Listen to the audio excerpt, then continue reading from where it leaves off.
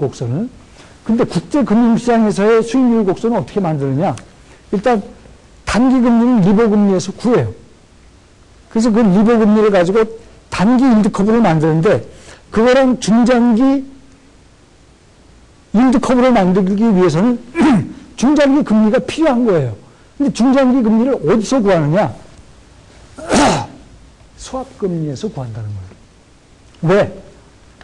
금리 수합에서 보면은 리버랑 연동된 변동금리와 고정금리는 이게 수합금리, 사고 파는 금리 중간값이 수합금리라고 했잖아요. 그걸 맞바꾸기 때문에 이 둘은 위험 정도가 비슷하고 비슷한 성격이라고 보는 거예요. 따라서 단기금리는 리버금리로 구하고 중장기금리는 수합금리를 사용해서 국제금융시장의 수익률 곡선, 일드 커브는 리버 수합 일드 커브로 만들어집니다. 그 얘기를 하려고 하는 거예요. 이게 가능할 수 있는 이유는 바로 금리 수합에서 리버랑 연동된 변동금리가 수합금리랑 연동된 고정금리와 맞바뀌어지기 때문에 그런 겁니다. 아시겠죠? 서로 맞바꿀 수 있다는 건 위험 정도가 비슷하다는 얘기예요.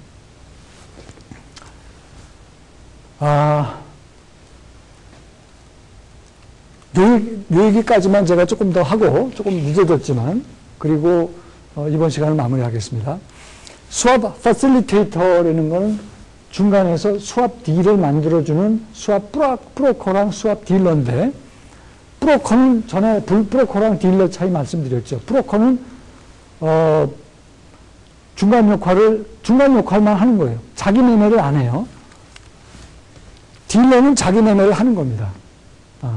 초창기에는 브로커들이 많이 활동을 했는데 지금은 딜러들 위주로 활동이 됩니다. 딜러들 위주로 활동이 돼요. 자기 매매를 하기 때문에 이거 조금 이따 예제를 보여드릴 텐데 자기 매매를 하는 과정에서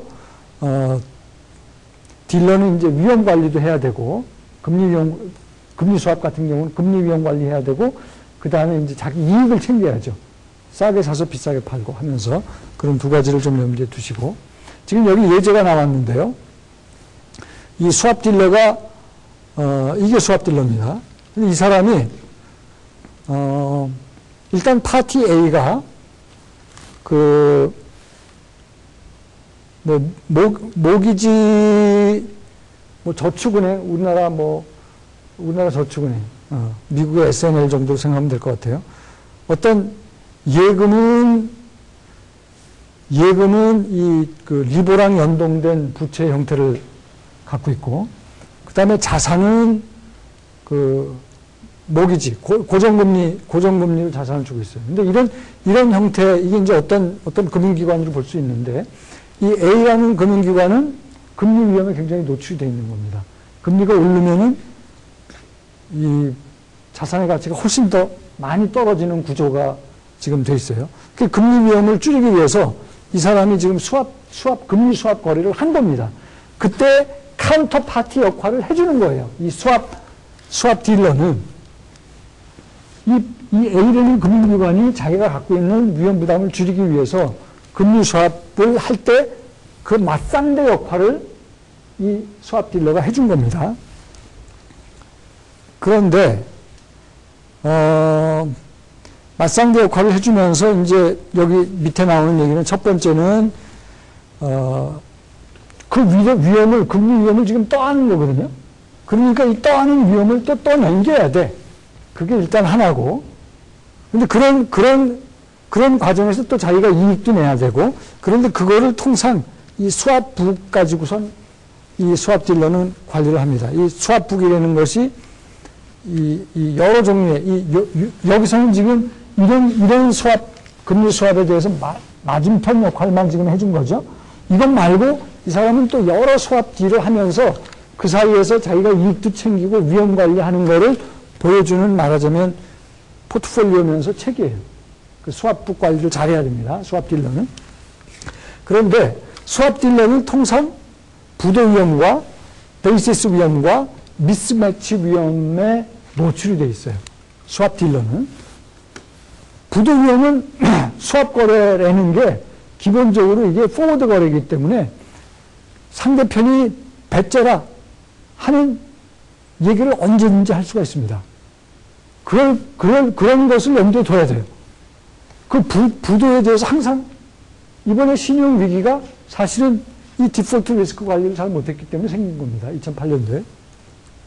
이 스왑 딜러는 기본적으로 포워드 거래이기 때문에 이 디폴트 위험이 있고, 그 다음에 이제 그 많은 경우 리보 금리를, 변동성 금리를 받아서 변동성 금리를 주는데, 그 받고 주는 그 변동성 금리가 똑같지 않은 경우가 또 많이 있어요.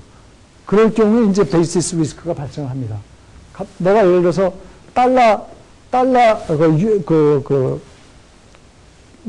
유로 미국 채권이랑 연동돼서 그 변동금리를 받아가지고, 유로화로 변동금리를 주는 그런 어떤 딜러 역할을 했는데, 미국에서 갑자기 위기가 발생해서 채권금리가 폭등을 했다. 그럴 경우에는 일종의 그런 거랑 관련된 위험이 이 베이시스 리스크라고 볼 수 있어요. 여러분들이 선물 배울 때 배웠던 그 베이시스랑도 이게 조금 관련이 있습니다. 그 다음에 이제 미스매치 리스크라는 거는 내가 딜러로서 위험을 줄이기 위해서 노력을 하는데 완전히 줄일 수가 없습니다. 거기서 매치가 안 된 부분에 위험이 있어요. 조금 이따가 미스매치 리스크가 나오니까 그거 잠깐 보시기로 하고, 죄송합니다. 조금 늦어져서 한 2, 3분만 더 마무리를 하겠습니다. 스왑 딜러는 그럼 실제로 어떤 사람들이 스왑 딜러를 하느냐? 첫째는 투자은행들입니다. 둘째는 상업은행 중에 그 파생상품 관련되는 그 업무를 하는 사람들이 주로 이 스왑 시장에서 스왑 딜러 역할을 하고요. 조금 전에 이 예제에서 지금 스왑 딜러가 이 사람의 그 대응 역할을 하면서 금리 위험을 떠안은 거잖아요.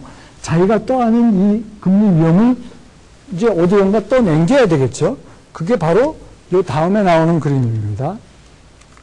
이 스왑 딜러가 이 A로부터 받은 금리 위험을 E라는 사람한테 지금 떠넘기고, 새로운 또 하나의 스왑 딜을 통해서 떠넘긴 겁니다. 그렇게 해서 금리 위험 관리를 해야 돼요. 그런데 이 먼저 번 스왑 딜은 이게 5년짜리 스왑 딜이었는데, 이 새로 맺는 스왑 딜은 이게 3년짜리 스왑 딜이에요. 이게 딱딱 매치가 안 됩니다. 그러면 3년 동안은 금리 위험으로부터 보호를 받지만 나머지 2년 동안은, 여기 지금 그림이 나오죠. 여전히 지금 매치가 안 됐기 때문에 처음 3년은 떠넘기면서 금리 위험 관리가 됐지만 이 새로운 금리 수합으로부터 커버가 안 되는 나머지 2년 동안은 일종의 미스매치드 된 리스크를 누가 떠안아야 돼요? 이 스왑 딜러가 떠안아야 돼요. 그래서 떠넘기면서 위험 관리를 하지만 매치가 안 된, 미스매치가 된 부분에 대해서는 이 사람이 떠안을 수밖에 없다. 이게 일종의 리지주얼 리스크죠. 위험 관리를 했지만 그걸로도 부족해서 잉여로 남는 그런 위험이 일종의 미스매치 리스크인 거예요. 리지주얼 리스크면서 동시에 미스매치 리스크인 겁니다. 자, 여기까지 해서 오늘 시간을 마무리하겠습니다. 조금 늦었습니다.